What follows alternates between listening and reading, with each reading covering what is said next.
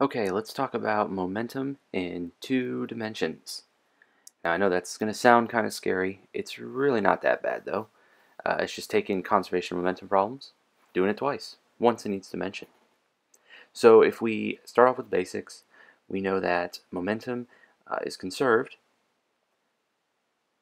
and it's only conserved when the net external forces are zero. So that's just a review from the previous videos. So if we write that the net external forces are zero, remember that the little arrowhead means that F is a vector. So it splits into three components. So if the overall net is zero, it means that the net force is zero in every direction.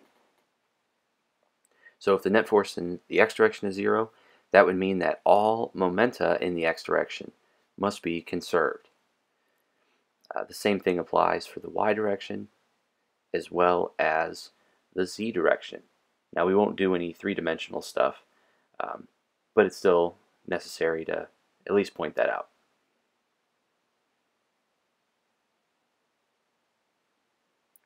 Okay, so we're going to start with going through an example. Now this is going to be kind of in our examples of inelastic collisions in the previous video. This is going to be an explosion example, but we're going to involve multiple dimensions. So imagine a 900 kilogram object, maybe it's like a rocket or some kind of projectile. It's moving horizontally at 200 meters per second. Now something internal causes an explosion, and it causes it to break in three equal pieces. So we'll say piece 1 moves off to the left at 300 meters per second. The second piece moves off at a 45-degree angle at 450 meters per second.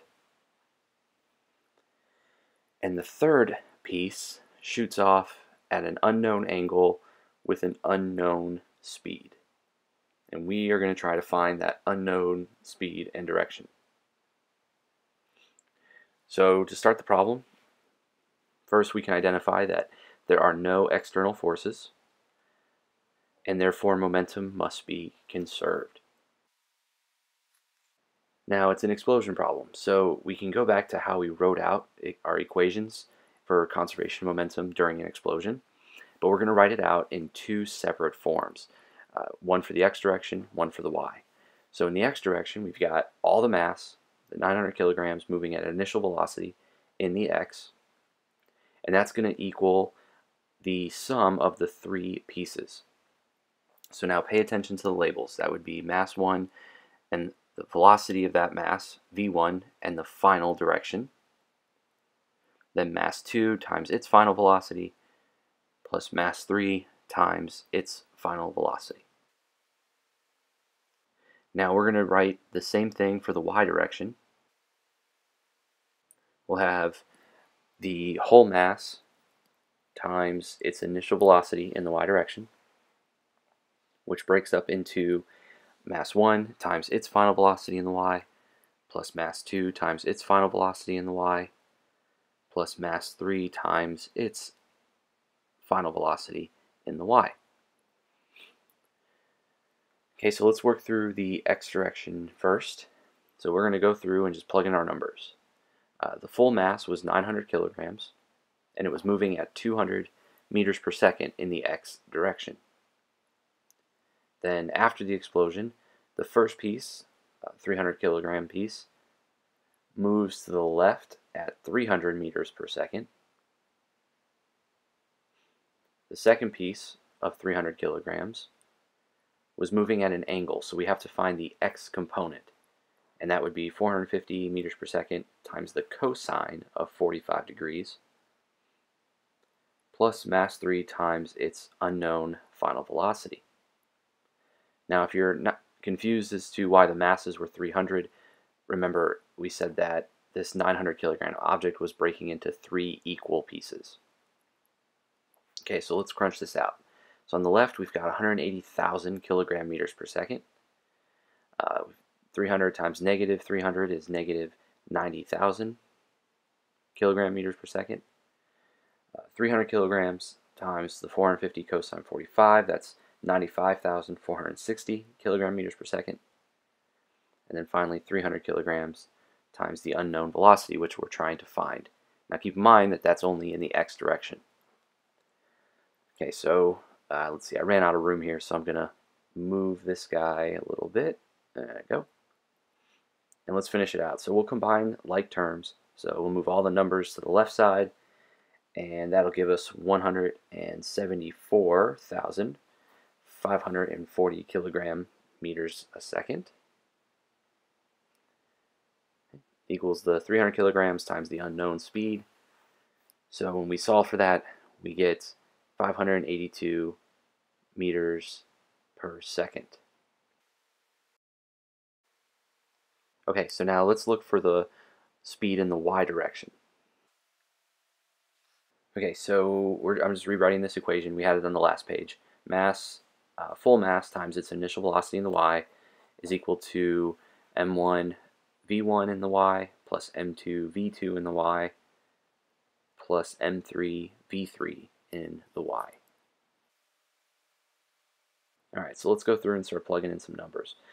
900 kilograms times the initial velocity in the y. Now keep in mind, when this started, it wasn't going in the y direction, so it has no initial y speed. The m1 piece shot off straight to the left, so it didn't have any y speed either. The second piece was at an angle, so that's 300 kilograms, and the y component would be 450 meters per second times the sine of 45 degrees. And finally, mass 3 times the unknown speed in the y direction. So when we crunch this out, we'll get 0 is equal to 0 plus same thing in the last page, 95,460 kilogram meters per second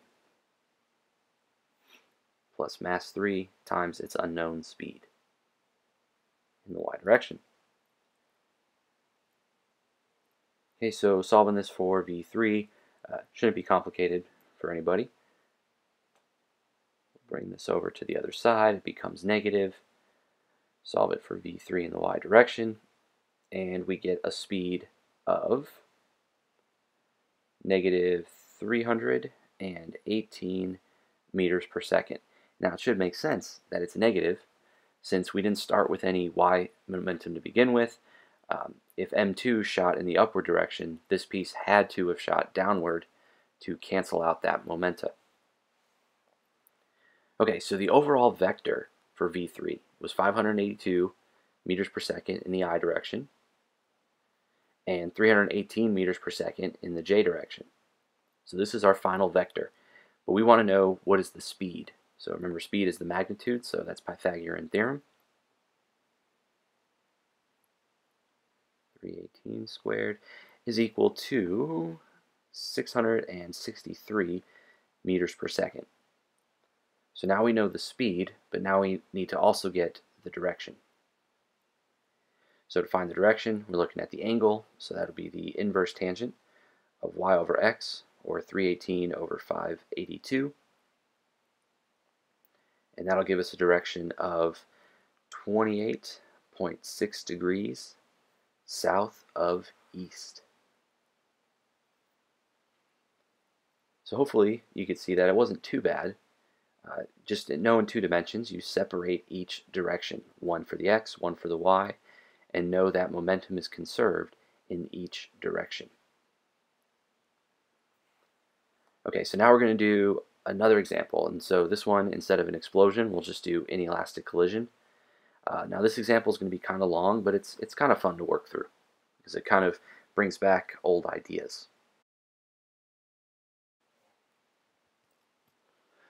Okay, for this example then, we're all going to play detective roles here. So this is going to take a little while to draw out and to write out, so bear with me. You could fast forward if you need to. But the idea is simple. We're going to look at a 4-way intersection on the road, and we've got 2 cars. We'll say car A is traveling north by our map, and it has a mass of 1,500 kilograms. Now it's traveling north at an unknown speed. Then we have a second car, car B, which is traveling east at 18, or excuse me, we don't know how fast it's traveling, but it has a mass of 1,800 kilograms. And car B, okay, and it was traveling east with an unknown initial speed. Okay, so the reason I said we're playing detective on this is because the idea is kind of simple. You are a detective, and you are called to the scene of a car accident. Now, when you get there, what you observe, okay, let's draw out the roads. Okay, so what you observe is that the cars, assuming they collided right in the middle of the intersection, you see these skid marks that have slid off at an angle. We'll say when you measure the angle to be about 52 degrees, and the skid marks go for about 12 meters. So you know that there was an accident, these cars stuck together, and they slid off at a 52-degree angle for 12 meters. And that's all you know when you arrive to the scene of this accident. Now, using some physics and conservation of momentum, you as the detective need to determine which of these two cars was initially speeding. Okay, so let's write out kind of a explanation to this picture so you can have something to look at when you're studying for review. All right, so we'll say the speed limit on the two roads is 35 miles per hour.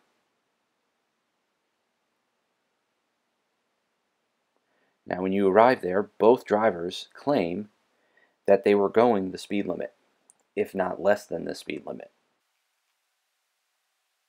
Okay. Now, you, the detective, knowing that the friction coefficient between the two, or between the tires and the road, is 0.4. The tires and the road is 0.4. Now, given this information, you can come to the conclusion that which of the two drivers was in fact lying to you and was actually speeding. Okay, so we're going to figure out which one was speeding, and there's a collision, so it's a momentum problem. Now, before we go through and solve this, we know if the speed limit was 35 miles per hour, let's go ahead and convert that. It's about 15.6 meters per second. So we're going to look to see which car was going at a speed greater than 15.6 meters per second. Now, given that this is a collision, and we're going to assume that neither driver hit their accelerator or brake before or after the collision, so that means there's no external forces, and therefore momentum is conserved. Okay, so now instead of writing this out in terms of x and y right now, let me just write out the basics. This is an inelastic collision, so I know that car A, the mass of car A times its initial velocity vector, remember x and y in the vector notation, plus the mass of B times its initial velocity vector is equal to both masses combined in elastic collision, moving off at a common final velocity vector. Now, we don't know any of these velocities, but we can find this final velocity if we use forces and kinematics.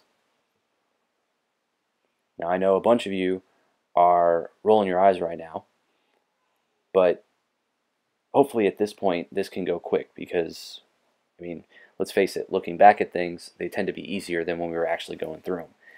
So let's use this, what we know about the friction coefficient and how far the car slid to figure out the acceleration, or excuse me, to figure out how fast it was moving.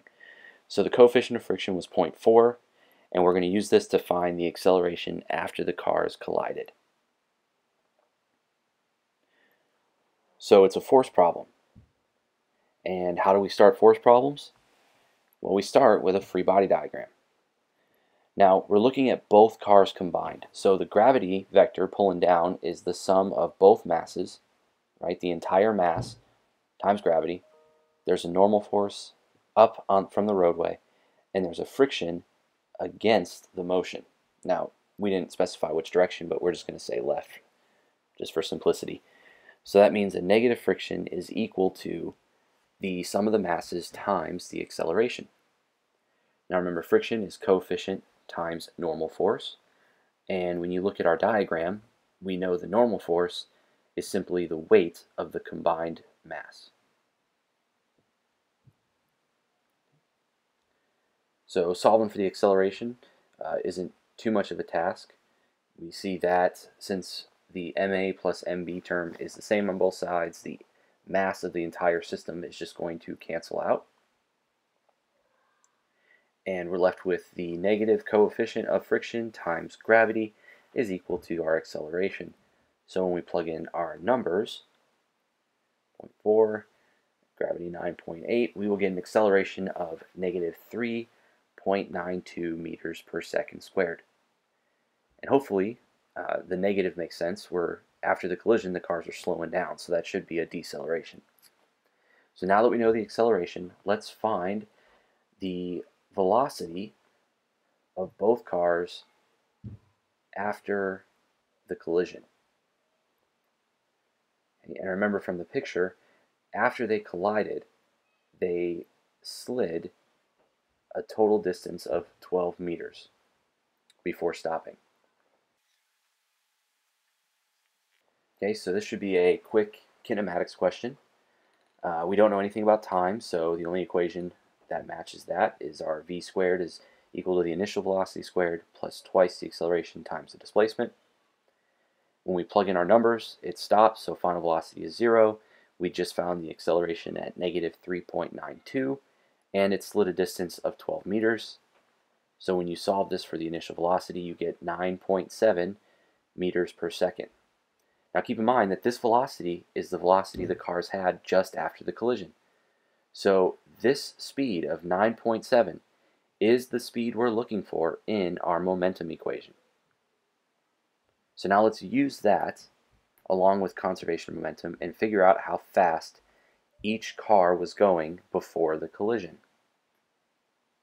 So now I'm going to write out that same inelastic conservation of momentum equation, but I'm going to split it into the x's and y's. So let's look at x first. So we've got the momentum of car A plus the momentum of car B, these are before the collisions, is equal to both masses combined moving off at a common speed. Now, before we plug in numbers, you'll notice if you go back to the picture, well, car A was traveling north. So its initial momentum on the x-axis, or in the x direction, is 0, right? The car wasn't moving left and right, so it has no horizontal momentum. So let's plug in our numbers. Car B had a mass of 1,800 kilograms. It's moving at some initial speed that we're trying to find. Then we're going to add the masses, so 1,500 kilograms plus 1,800 kilograms. Now, the final speed these cars are moving at, well, we just solved it. It's 9.7 meters per second. But keep in mind, they slid at an angle. So this x component would be 9.7 cosine of 52. Now, when we solve this for the initial velocity of car B, we will get 10.9 meters per second. So car B was actually going slower than the speed limit. Well, that means things aren't looking too good right now for car A. Maybe both were telling the truth and neither one of them was speeding. But let's work through it and see if we can figure out what car A was doing. Now for that, we're looking at the conservation momentum in the y direction. So we have the momentum of car A in the y direction plus the momentum of car B in the y direction is equal to the total mass times the common final speed. Now you'll notice both these equations, what we started with in the x and what we're starting with in the y, are the same, just different directions. Now the same argument applies here to car B. Car B was moving to the right. It had no vertical momentum, so it's 0. So when we plug in our numbers, car A has a mass of 1,500 kilograms. The total mass, 1,500 kilograms plus 1,800 kilograms. Now the same thing here. We know the final speed was 9.7 meters per second, but again, there's an angle, so we got to find the y component, which would be the sine of 52 degrees. And when you solve this for car A, we get that car A was going 16.8 meters per second. So, detective, you can conclude that car A was in fact speeding, and they are at fault for the accident.